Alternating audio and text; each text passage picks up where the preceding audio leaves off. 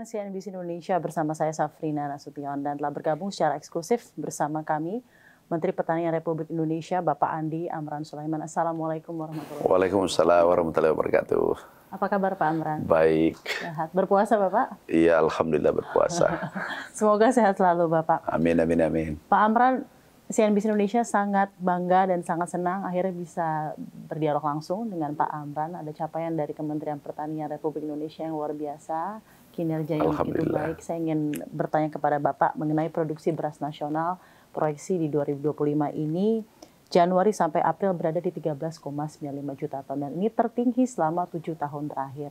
Adakah hal-hal yang ingin disampaikan mengenai keberhasilan dan pencapaian ini? Yang pertama, kami mengucapkan terima kasih kepada Bapak Presiden atas arahan beliau. Yang kedua, kami ucapkan terima kasih tak terhingga seluruh petani Indonesia sahabatku telah menunjukkan kinerja terbaiknya, pengabdiannya pada negara. Juga kepada TNI Polri, Kejaksaan, BUMN, seluruh teman-teman yang terlibat. Juga kepada Pak Menko Pangan, Badan Bappenas, Badan Pangan, dan seterusnya. Ini kerja kita bersama, bukan kerja sendirian. Sukses itu tidak pernah menjadi kenyataan kalau dikerjakan hanya satu orang. Program-program apa saja Pak yang menjadi tolak ukur keberhasilan pencapaian yang luar biasa ini? Jadi ada dua strategi yang kita lakukan. Kita tahu tahun lalu terjadi El Nino, La Nina, kekeringan bersamaan.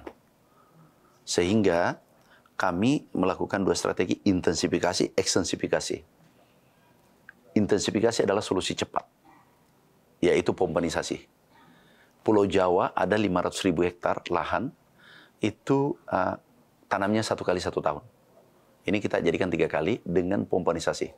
Sungai Cimanuk, Begawan Solo, Brantas, Sungai Musi, ini kita pompa airnya. Nah, ini langkah darurat. Ini langkah darurat, benar-benar darurat. Alhamdulillah hasilnya sesuai BPS tertinggi selama 7 tahun. Padahal ada kekeringan. Ada La Nina, ada El Nino.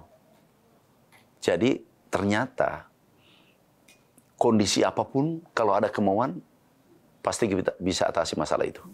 Jadi kondisi apapun, even kondisi itu apapun, challenge weather dan lain-lain. Iya, apapun. Kan ada climate change yang luar biasa, perubahan iklim ini yang luar biasa.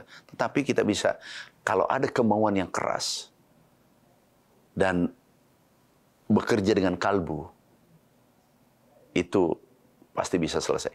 Kemudian ekstensifikasi. Ekstensifikasi cetak sawah kita mulai. Karena tadinya kalau kita mau cetak sawah tidak mungkin bisa menyelesaikan dalam waktu singkat. Karena menjabat Bapak Presiden baru 100 hari, 130 hari.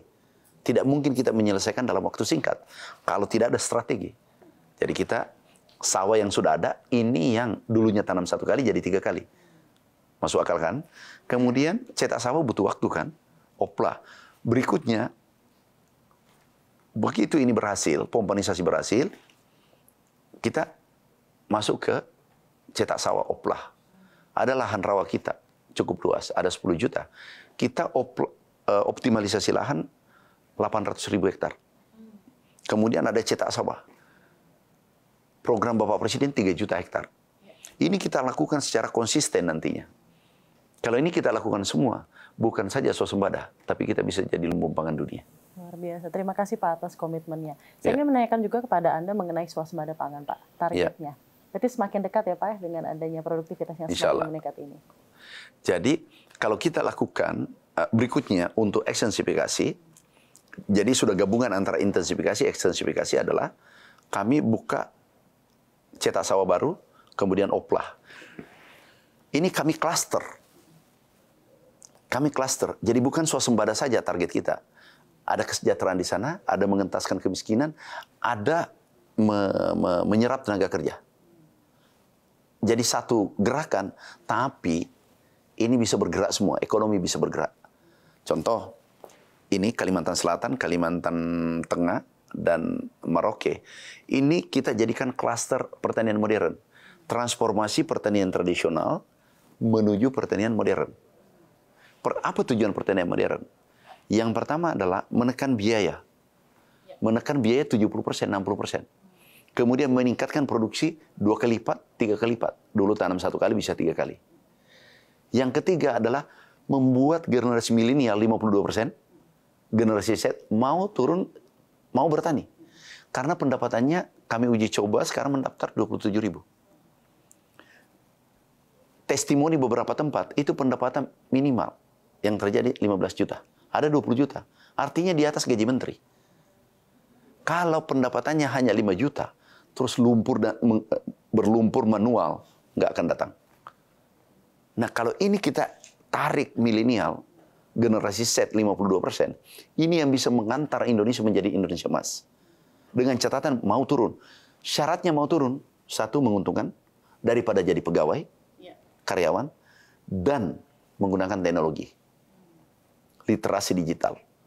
Nah, kita gunakan ini semua dari upstream ke downstream, dari hulu hilir, itu semua menggunakan teknologi.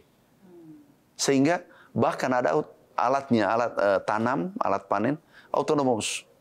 Traktornya jalan sendiri. Inilah yang disenangi. Jadi kita mengikuti zaman. Kalau ini terjadi, di sana ada 3 instrumen kita optimalkan. Ada lahan, ada milenial, ada teknologi. Ini disatukan di pertanian. Indonesia emas untuk Indonesia. bisa jadi kenyataan.